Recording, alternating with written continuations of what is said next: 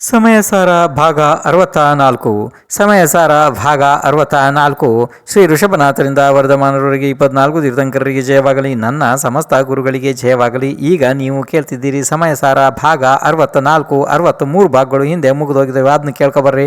ನೇರವಾಗಿ ಇದನ್ನು ಕೇಳೋದ್ರಿಂದ ಏನೂ ಗೊತ್ತಾಗೋದಿಲ್ಲ. ಅರ್ಥ ಆಯಿತು? ಹಾಂ, ಇನ್ನಾಗಾದರೆ ಪ್ರಾರಂಭ. ಪ್ರಶ್ನೆ ನೇರವಾಗಿ ಪ್ರಶ್ನೆ 866. ಈಗ ಈ ಪ್ರಶ್ನೆ ಮತ್ತು ಉತ್ತರ ಎರಡೂ ಕೂಡ ಬಹಳ ವಿಸ್ತಾರವಾಗಿದೆ, ಆದರೂ ಕೂಡ ಬಹಳ ಸುಂದರವಾಗಿದೆ, ಬಹಳ ಅಮೂಲ್ಯ, ಬಹಳ ಬೇಕಾದಂಥದ್ದು ಇದು. ಆದ್ದರಿಂದ ಬಹಳ ಗಮನ ಇಟ್ಟು ನೀವು ಕೇಳಬೇಕು. ಯಾವಾಗ ಅಂದರೆ ನೋಡಿ, ಪ್ರಶ್ನೆ ಉತ್ತರ ಎರಡೂ ಭಾಳ ದೊಡ್ಡದಿದ್ದಾವೆ. ಆದರೆ ಈಗ ನೀವು ಪ್ರಶ್ನೆಯನ್ನು ಸರಿಯಾಗಿ ಕೇಳ್ಕೊಂಡು ಹೋಗ್ರಿ, ಆವಾಗ ಉತ್ತರ ನಿಮಗೆ ಬಹಳ ಸುಂದರವಾಗಿ ಸಿಗ್ತದೆ. ಪ್ರಾರಂಭ. ಸ್ವಲ್ಪ ನಿಧಾನಕ್ಕೆ ಹೇಳ್ತಾ ಹೋಗ್ತೇನೆ, ಅದನ್ನು ಸ್ವಲ್ಪ ನಿಧಾನವಾಗಿ ನೀವು ಅರ್ಥ ಮಾಡ್ಕೊಂಡು ಹೋಗ್ರಿ. 2-4 ಸತಿ ಹೇಳೋದಕ್ಕಿಂತ ಒಂದೇ ಸಲ ನಿಧಾನವಾಗಿ ಸ್ವಲ್ಪ ಹೇಳ್ಕೊಂಡು ಹೋಗ್ತೀನಿ ಅಲ್ವಾ? ಹಾಂ, ಪ್ರಾರಂಭ. ಪ್ರಶ್ನೆ 806 ಅಲ್ಲ 866 ಅಲ್ವಾ? ಹಾಂ. ಸಮ್ಯಕ್ ದೃಷ್ಟಿಗೆ ನಿರ್ಜರೆ ಆಗುವುದನ್ನು ಹೇಳುತ್ತಾ ಇರುವಿರಿ, ಬಂಧವಾಗುವುದನ್ನು ಹೇಳೇ ಇಲ್ಲ. ಆದರೆ ಗುಣಸ್ಥಾನಗಳ ಪರಿಪಾಟಿಯಿಂದ ಅವಿರತ ಸಮ್ಯಕ್ ದೃಷ್ಟಿಯಿಂದ ಬಂಧವನ್ನು ಹೇಳಿದ್ದಾರೆ. ಯಾಕೆಂದರೆ ಗುಣಸ್ಥಾನಗಳ ಪರಿಪಾಟಿಯಲ್ಲಿ ಅವಿರತ ಆದಿ ಮುಂದಿನ ಗುಣಸ್ಥಾನಗಳು ಕರ್ಮಬಂಧ ಇದೆ, ಮತ್ತು ಘಾತಿ ಕರ್ಮಗಳ ಕಾರ್ಯವಂತೂ ಆತ್ಮನ ಗುಣಗಳ ಘಾತ ಮಾಡುವುದೇ ಇದೆ. ಅದರಿಂದ ದರ್ಶನ, ಜ್ಞಾನ, ಸುಖ, ವೀರ್ಯ ಈ ಗುಣಗಳ ಘಾತವು ವಿದ್ಯಮಾನ ಇದೆ. ಅಲ್ಲಿ ಚಾರಿತ್ರ್ಯ ಮೋಹನೀಯದ ಉದಯದಿಂದ ಹೊಸ ಬಂಧವನ್ನು ಮಾಡುತ್ತಾನೆ. ಒಂದು ವೇಳೆ ಮೋಹದ ಉದಯದಲ್ಲಿಯೂ ಕೂಡ ಅವನಿಗೆ ಬಂಧ ಇಲ್ಲವೆಂದು ಸ್ವೀಕರಿಸಿದರೆ, ಮಿಥ್ಯಾದೃಷ್ಟಿಗೆ ಮಿಥ್ಯಾತ್ವದ ಅನಂತಾನುಬಂಧಿಗಳ ಉದಯವಿದ್ದರೂ ಸಹ ಬಂಧವಿಲ್ಲವೆಂದು ಏಕೆ ಸ್ವೀಕರಿಸಬಾರದು ನೀವು? ಇದು ಪ್ರಶ್ನೆ. ಅರ್ಥ ಆಯ್ತಪ್ಪ? ಹಾಂ, ಈಗ ನೋಡ್ರಿ, ಒಂದು ಸ್ವಲ್ಪ ಸರಳವಾಗಿ ಬೇರೆ ರೂಪದಿಂದ ಕೇಳ್ರಿ. ಈಗ ನಿಮ್ಮ ಭಾಷೆಯಲ್ಲಿ ನಾನು ನಿಮ್ಗೆ ಹೇಳ್ತೀನಿ. ಇಲ್ಲಿ ಈಗ ಹಿಂದೆ ನೀವು ಏನು ಗಾದೆಗಳನ್ನು ಕೇಳ್ಕೊಂಡು ಹೋಗಿದ್ದೀರಿ, ಅಲ್ಲಿ ಆಚಾರ್ಯ ಭಗವಾನ್ ಏನು ಹೇಳ್ತಾ ಬಂದರು? ಒಂದೇ ಸ್ತರದಲ್ಲಿ ಹೇಳ್ತಾ ಬಂದರು. ಏನಂದರೆ ಸಮ್ಯಕ್ ದೃಷ್ಟಿಗೆ ಬಂಧ ಇಲ್ಲ, ಅವನು ನಿರ್ಜರ ಕಾರಣನೇ ಇದೆ, ಅವನಿಗೆ ಬಂಧ ಇಲ್ಲ, ಹೀಗೇ ಹೇಳ್ತಾ ಬಂದ್ರಲ್ವಾ? ಅದಕ್ಕೆ ಇಲ್ಲಿ ಪ್ರಶ್ನೆ ಎಷ್ಟು ವಿಶೇಷವಾದ ಪ್ರಶ್ನೆ. ಯಾವ ರೀತಿ ಕೇಳ್ರಿ? ಅಲ್ಲ, ನೀವು ಸಮ್ಯಕ್ ದೃಷ್ಟಿಗೆ ಬಂಧ ಇಲ್ಲ ಅಂತ ಹೇಳ್ತಾ ಬಂದಿದ್ದೀರಿ, ಹಾಗಾದರೆ ಅವಿರತ ಸಮ್ಯಕ್ ದೃಷ್ಟಿ ಗುಣಸ್ಥಾನದಲ್ಲಿ ಅವನಿಗೆ ಚಾರಿತ್ರ್ಯ ಇರುವುದಿಲ್ಲ. ಹಾಂ, ಅಲ್ಲಿಂದ ಮುಂದೆ ಕೂಡ ಇದ್ದ ಮೇಲೆ ಎಲ್ಲಿ 5ನೇ ಗುಣಸ್ಥಾನ ಇರಲಿ, 6 ಇದೆಲ್ಲ ಇವು ಏನಿದಾವೆ ನೋಡ್ರಿ, ಇಲ್ಲಿ ಚಾರಿತ್ರ್ಯ ಇದ್ದರೂ ಕೂಡ ಏಕದೇಶ ಇದೆಲ್ಲ ಇದ್ದರೂ ಕೂಡ ಆ ಚಾರಿತ್ರ್ಯ ಮೋಹನೀಯ ಕರ್ಮದ ಬಂಧ ಇದ್ದೇ ಇದೆಯಲ್ವಾ?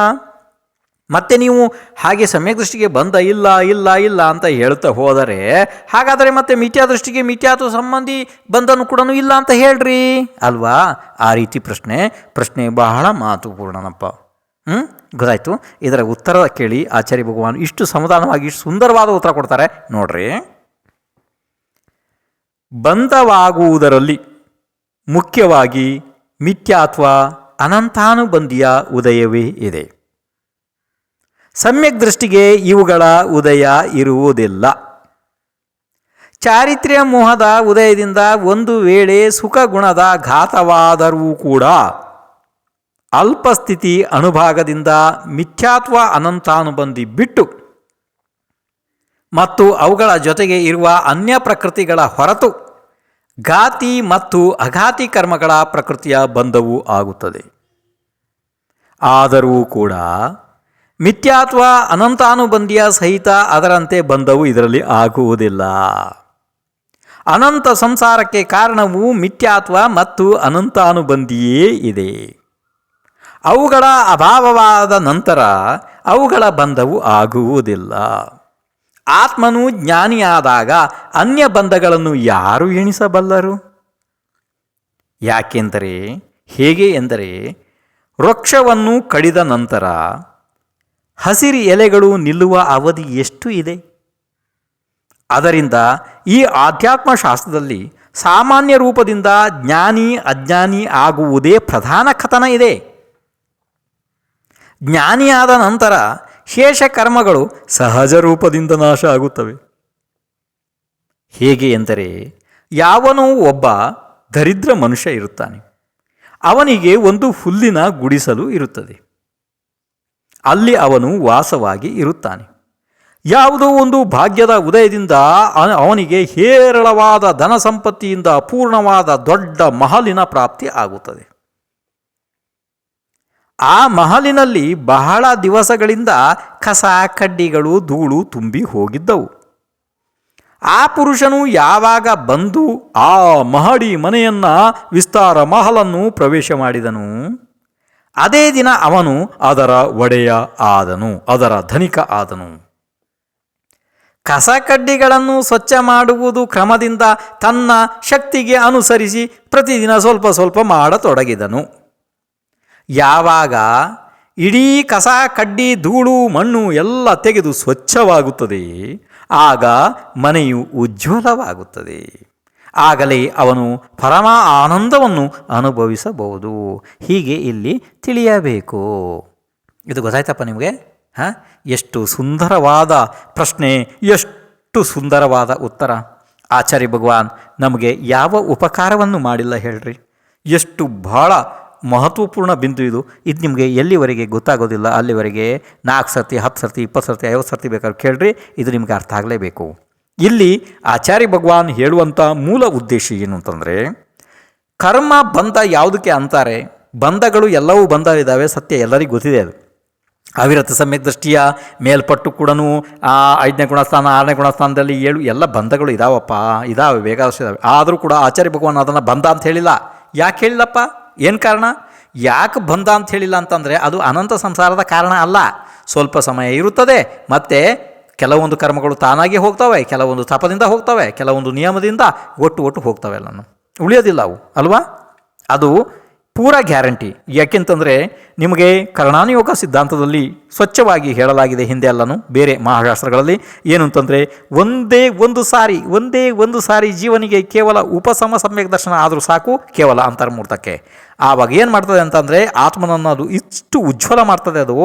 ಅದು ಆ ಸಮ್ಯಕ್ ದರ್ಶನ ಏನು ಮಾಡ್ತದೆ, ಆತ್ಮನನ್ನು ಕೇವಲ ಅರ್ಧ ಪುದ್ಗಲ ಪರಿವರ್ತನಾ ಕಾಲದ ಒಳಗಡೆಯೇ ಮೋಕ್ಷಕ್ಕೆ ಕಳಿಸುತ್ತದೆ. ಅಷ್ಟು ಸಾಮರ್ಥ್ಯ ಕೇವಲ ಒಂದು ಸಣ್ಣ ಅಂತರ್ಮುಹೂರ್ತದ ಸಮ್ಯಕ್ ದರ್ಶನದಲ್ಲಿ ಇದೆ ಅಂತ ಅಂದಮೇಲೆ ಅದರ ಮಹಿಮೆಯನ್ನು ಎಷ್ಟು ಹೇಳೋದಕ್ಕೆ ಸಾಧ್ಯ? ಆಚಾರ್ಯ ಭಗವಾನ್ ಎಷ್ಟು ನಮಗೆ ಹೇಳಿ ತಿಳಿಸೋದಕ್ಕೆ ಸಾಧ್ಯ ಅಲ್ವಾ? ಎಲ್ಲ ರೀತಿ ಹೇಳಿದ್ದಾರೆ ಅವರು, ಎಲ್ಲ ಪ್ರಕಾರದಿಂದ ಹೇಳಿದ್ದಾರೆ. ನಿಶ್ಚಯದಿಂದ ಹೇಳಿದ್ರು, ವ್ಯವಹಾರದಿಂದ ಹೇಳಿದ್ರು, ಎಲ್ಲ ರೀತಿಯಿಂದಲೂ ಹೇಳ್ತಾ ಬಂದರು ಅವರು, ಅಲ್ವಾ? ಇಲ್ಲಿ ಆಚಾರ್ಯ ಭಗವಾನರ ಮುಖ್ಯ ದೃಷ್ಟಿ ಆ ಅತ್ಯಂತ ಘೋರ ಕನಿಷ್ಠ ದರ್ಜೆಯ ಆ ಮಿಥ್ಯಾತ್ವದ ಮೇಲೆ ಇದೆ. ಅದು ಹೋಗಬೇಕು ಜೀವದಿಂದ. ಅದು ಹೋದ ತಕ್ಷಣವೇ ಜೀವನಿಗೆ ಏನಂದರೆ, ಎಲ್ಲ ಸ್ಥಳದಲ್ಲಿಯೂ ಜ್ಞಾನಿ ಎಂದನೇ ಕರೆದಿದ್ದಾರೆ ಅವನನ್ನು. ಅಜ್ಞಾನಿ ಎಂದಿಲ್ಲ ಆಚಾರ್ಯರು, ಅಲ್ವಾ? ಜ್ಞಾನಾವರಣೆಯ ಸಂಬಂಧಿ ಅಜ್ಞಾನ ಏನಿದೆ ನೋಡಿ, ಅದಕ್ಕೆ ಆಚಾರ್ಯ ಭಗವಾನ್ ಇಲ್ಲಿ ಅಜ್ಞಾನ ಅಂತ ಹೇಳೇ ಇಲ್ಲ ಅವರು. ಕರ್ಣಾನುಯೋಗ ಶಾಸ್ತ್ರ ಹೇಳ್ತದೆ, ಅದು ಸತ್ಯ ಇದೆ. ಆದರೆ ಇಲ್ಲಿ ಆಧ್ಯಾತ್ಮದಲ್ಲಿ ಆಚಾರ್ಯ ಭಗವಾನ್ ಅವನನ್ನು ಅಜ್ಞಾನಿ ಅಂತ ಹೇಳೇ ಇಲ್ಲ, ಅವನು ಜ್ಞಾನಿ ಅಂತ ಹೇಳಿದ್ದಾರೆ. ಪ್ರತಿ ಸಮಯದಲ್ಲಿ ಅವನಿಗೆ ಎಷ್ಟು ಗೌರವ ಕೊಟ್ಟಿದ್ದಾರೆ ಈ ಸ್ಥಳದಲ್ಲಿ ನೋಡ್ರಿ, ಅಲ್ವಾ? ಎಷ್ಟು ಮಹತ್ವಪೂರ್ಣ ಬಿಂದುಗಳಪ್ಪ, ನಾವು ಯಾವಾಗ ತಿಳಿಯೋದಿದನಲ್ಲ. ಇರಲಿ. ಈ ರೀತಿಯಾಗಿ ಈಗ ಈ ಸಮಯಸಾರ ಮಹಾಶಾಸ್ತ್ರದಲ್ಲಿ ಈಗ ನಿರ್ಜರ ಅಧಿಕಾರ ಮುಗಿತಾ ಇದೆ. ಈ ರೀತಿಯಾಗಿ ಇಲ್ಲಿ ಆಚಾರ್ಯ ಭಗವಾನ್ ಕುಂದರು ರಚಿಸಿದಂಥ ಈ ಮಹಾಶಾಸ್ತ್ರ ಸಮಯಸಾರ, ಇದರ ಆತ್ಮಖ್ಯಾತಿ ಇದು ಟೀಕಾ ಮತ್ತು ಜಯಚಂದ್ರ ಚಾವ್ಡಾರವರ ಕೃತಿ, ಇವು ಎಲ್ಲವೂ ಇಲ್ಲಿಗೆ ಪೂರ್ಣವಾದವು. ಅಂದರೆ ಇಲ್ಲಿಗೆ ನಿರ್ಜರ ಅಧಿಕಾರ ಸಮಾಪ್ತ ಆಗುತ್ತಾ ಇದೆ. ಇನ್ನು ಮುಂದಿನ ಅಧಿಕಾರ ಪ್ರಾರಂಭ ಆಗೋದು ಇದೆ. ಮುಂದಿನ ಅಧಿಕಾರದ ಪ್ರಾರಂಭದಲ್ಲಿ ಸಮಸ್ತ ಸಿದ್ಧ ಭಗವಾನರಿಗೆ ಜಯವಾಗಲಿ, ಸಮಸ್ತ ಶ್ರುತ ಕೇವಲಿಗಳಿಗೆ ಜಯವಾಗಲಿ. ಇನ್ನು ಆಚಾರ್ಯ ಭಗವಾನ್ ಕುಂದರಿಗೆ ಜಯವಾಗಲಿ. ಟೀಕಾ ಮಾಡಿದಂಥ ಆಚಾರ್ಯ ಭಗವಾನ್ ಅಮೃತಚಂದ್ರ ಆಚಾರ್ಯರು ಮತ್ತು ಎಲ್ಲ ಶಾಸ್ತ್ರದ ಉಪಕಾರ ಮಾಡಿದವರಿಗೆ ಜಯವಾಗಲಿ. ಈಗ ಮುಂದಿನ ಅಧಿಕಾರವನ್ನು ಪ್ರಾರಂಭ ಮಾಡೋಣ ಹಾಗಾದರೆ, ಅಲ್ವಾ? ಈಗ ಕೇಳ್ರಿ, ಸಮಯಸಾರದ ಮುಂದಿನ ಅಧಿಕಾರ ಇದು. ಈಗ 7ನೇ ಅಧಿಕಾರ. 6 ಅಧಿಕಾರಗಳನ್ನು ನೀವು ಕೇಳಿ ಮುಗಿಸಿದಿರಿ. ಈಗ ಬರ್ತದೆ ಬಂಧ ಅಧಿಕಾರ. ಇದರಲ್ಲಿ ಒಟ್ಟು ಗಾತ ಸಂಖ್ಯೆಗಳು 51 ಇದ್ದಾವೆ. ಈಗ ಹಾಗಾದರೆ ಪ್ರಾರಂಭ ಮಾಡೋಣ. ಬಂಧ ಅಧಿಕಾರ. ಪ್ರಶ್ನೆ 857. ಜೀವನಿಗೆ ಕರ್ಮಬಂಧವು ಹೇಗೆ ಆಗುತ್ತದೆ? ಈಗ ಇದಕ್ಕೋಸ್ಕರ ಆಚಾರ್ಯ ಶ್ರೀ ಕುಂದಕುಂದರು ಸಮಯಸಾರ ಮಹಾಶಾಸ್ತ್ರದಲ್ಲಿ ಬಂಧ ಅಧಿಕಾರದ ಗಾಥಾ ಸಂಖ್ಯೆ 237, 238, 239, 240, 241 ಈ ರೀತಿ 5 ಗಾಥೆಗಳನ್ನು ಒಂದೇ ಸ್ಥಳದಲ್ಲಿ ಹೇಳಲಿದ್ದಾರೆ, ಕೇಳಿರಿ. ಜಹಾಣಾಮ ಕೋವಿ ಪುರಿಸೋ ನೇಹ ಬತ್ತೋದು ರೇಣು ಬಹುಲಮ್ಮಿ ಟಾಣಮ್ಮಿ ಟಾ ಇದೂಣ ಯಾ ಖರೇದಿ ಸತ್ತೇಹಿಂ ವಾಯಾಮಂ ಚಿಂದದಿ ಬಿಂದದಿ ಯಾತಃ ತಾಲಿ ತಲಾ ಕದಲಿ ವಂಶಪಿಂಡೀವೋ ಸಚಿತ್ತಾಚಿತ್ತಾಣಂ ಕರೇದಿ ದವ್ವಾಣ ಮುವಾಗಾದಂ ಉವಗಾದಂ ಕುವಂತಸ್ಸ ತಸ್ಸಾಣಾಣ ವಿಹೇಹಿಂ ಕರಣೇಹಿಂ ನಿಶ್ಚಯದೋ ಚಿಂತೆಜ ಹೂ ಕಿಂ ಪಚ್ಚಯಗೋದು ರಯಬಂಧೋ ಜೋಸೋದು ನೇಹ ಬಾವು ತಮ್ಮಿ ನರೆ ತೇಣ ತಸ್ಸ ರಯಬಂಧೋ ನಿಶ್ಚಯದೋ ವಿಣ್ಯಯಂ ನಾ ಕಾಯ ಚಿಟ್ಟಾಹಿಂ ಶೇಷಾಹಿಂ ಏವಂ ಇಚ್ಛಾದಿಟ್ಟಿ ವಟ್ಟಂತೋ ಬಹು ವಿಹಾಸು ಚಿತ್ತಾಸು ರಾಯಾದಿ ಉವೋಗೆ ಕುವಂತು ಲಿಪ್ಪದಿ ರಯೇಣ. ಈಗ ಆಚಾರ್ಯ ಭಗವಾನ್ 5 ಗಾಥೆಗಳನ್ನು ಹೇಳಿದರಲ್ವಾ? ಈಗ ಕ್ರಮವಾಗಿ ಆ 5 ಗಾಥೆಗಳ ಅರ್ಥವನ್ನು ಹೇಳುತ್ತಾರೆ, ಕೇಳಿರಿ. ಹೇಗೆ ಯಾವನೋ ಒಬ್ಬ ಪುರುಷನು ತನ್ನ ಶರೀರಕ್ಕೆ ಎಣ್ಣೆ ಹಚ್ಚಿಕೊಂಡು ಅತ್ಯಂತ ಧೂಳು ಇದ್ದ ಸ್ಥಾನದಲ್ಲಿ ಸ್ಥಿತನಾಗಿ ಶಸ್ತ್ರಗಳಿಂದ ವ್ಯಾಯಾಮ ಮಾಡುತ್ತಾನೆ. ಅಲ್ಲಿ ತಮಾಲ ವೃಕ್ಷ, ತಾಳೆಯ ಮರ, ಬಾಳೆಯ ಮರ, ಅಶೋಕ ವೃಕ್ಷ, ಬಿದಿರಿನ ಮರ ಇತ್ಯಾದಿ ವೃಕ್ಷಗಳನ್ನು ಕತ್ತರಿಸುತ್ತಾನೆ ಮತ್ತು ಸೀಳುತ್ತಾನೆ ಮತ್ತು ಸಚಿತ್ತ ಮತ್ತು ಅಚಿತ್ತ ದ್ರವ್ಯಗಳ ಉಪಘಾತ ಮಾಡುತ್ತಾನೆ. ಹೀಗೆ ನಾನಾ ಪ್ರಕಾರದ ಕಾರಣಗಳಿಂದ ಉಪಘಾತ ಮಾಡುತ್ತಿರುವ ಆ ಮನುಷ್ಯನಿಗೆ ನಿಶ್ಚಯದಿಂದ ವಿಚಾರ ಮಾಡಿರಿ. ಧೂಳು ಅಂಟಿಕೊಳ್ಳುವಿಕೆಯು ಯಾವ ಕಾರಣದಿಂದ ಆಯಿತು? ಯಾವ ಆ ಮನುಷ್ಯನಲ್ಲಿ ಎಣ್ಣೆ ಆದಿ ಸ್ನಿಗ್ಧತೆ ಇದೆ, ಅದರಿಂದ ಅವನಿಗೆ ಧೂಳಿಯು ಅಂಟಿಕೊಳ್ಳುತ್ತದೆ. ಇದನ್ನು ನಿಶ್ಚಯದಿಂದ ತಿಳಿಯಬೇಕು. ಉಳಿದ ಶಾರೀರಿಕ ಪರಿಶ್ರಮದಿಂದ ಧೂಳಿಯು ಅವನಿಗೆ ಅಂಟುವುದಿಲ್ಲ. ಮಿಥ್ಯಾದೃಷ್ಟಿ ಜೀವನು ಹಲವು ಪ್ರಕಾರದ ಚೇಷ್ಟೆಗಳಲ್ಲಿ ಪ್ರವರ್ತಿಸುತ್ತಿರುವಾಗ ತನ್ನ ಉಪಯೋಗದಲ್ಲಿ ರಾಗಾದಿ ಭಾವಗಳನ್ನು ಮಾಡಿ ಕರ್ಮರೂಪ ರಜದಿಂದ ಲಿಪ್ತನಾಗುತ್ತಾನೆ, ಬದ್ಧನಾಗುತ್ತಾನೆ, ಬಂಧಿತನಾಗುತ್ತಾನೆ ಅಲ್ವಾ? ಇದನ್ನು ಆಚಾರ್ಯ ಭಗವಾನ್ 5 ಗಾಥೆಗಳ ಅರ್ಥವನ್ನು ಒಂದೇ ಸ್ಥಳದಲ್ಲಿ ಹೇಳಿದರು ಅಲ್ವಾ? ಹಾಗಾದರೆ ಇನ್ನು ಮುಂದೆ ಪ್ರಶ್ನೆಗಳನ್ನು ಒಂದು ಸ್ವಲ್ಪ ನೋಡೋಣ.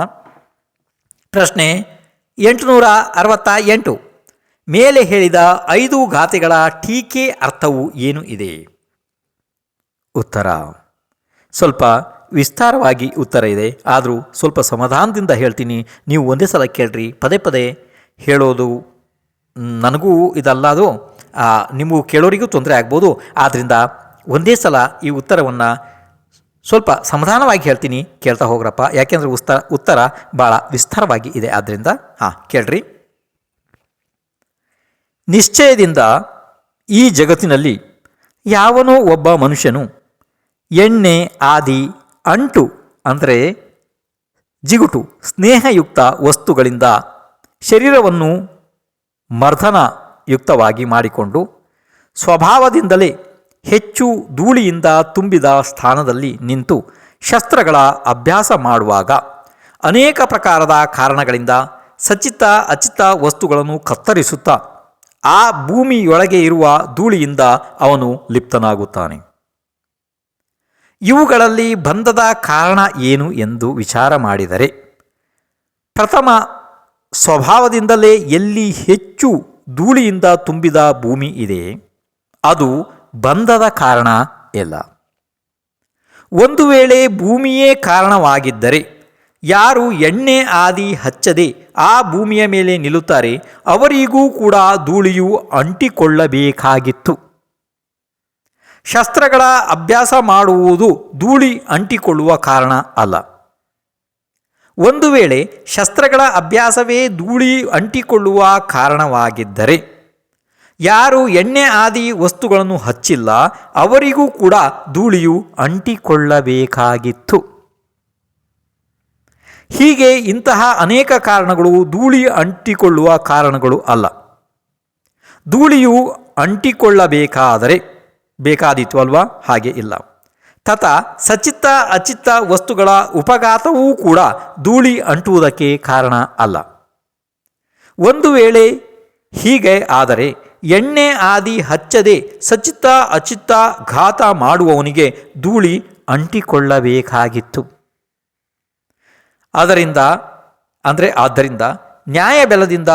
ನ್ಯಾಯಬಲದಿಂದ ಸಿದ್ಧವಾಗುವುದು ಏನೆಂದರೆ ಯಾವ ಪುರುಷನು ಎಣ್ಣೆ ಆದಿ ಜಿಗುಟು ಪದಾರ್ಥಗಳ ಮರ್ದನ ಮಾಡುತ್ತಾನೆ ಅವನೇ ಧೂಳಿಯನ್ನು ಅಂಟಿಸಿಕೊಳ್ಳುತ್ತಾನೆ.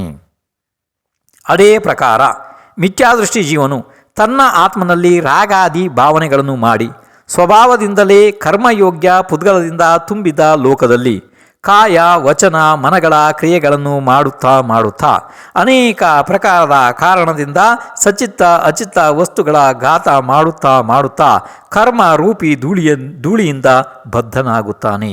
ಅಂದರೆ ಕರ್ಮದಿಂದ ಬದ್ಧನಾಗುತ್ತಾನೆ, ಕರ್ಮಗಳು ಬಂದು ಅಂಟಿಕೊಳ್ಳುತ್ತವೆ.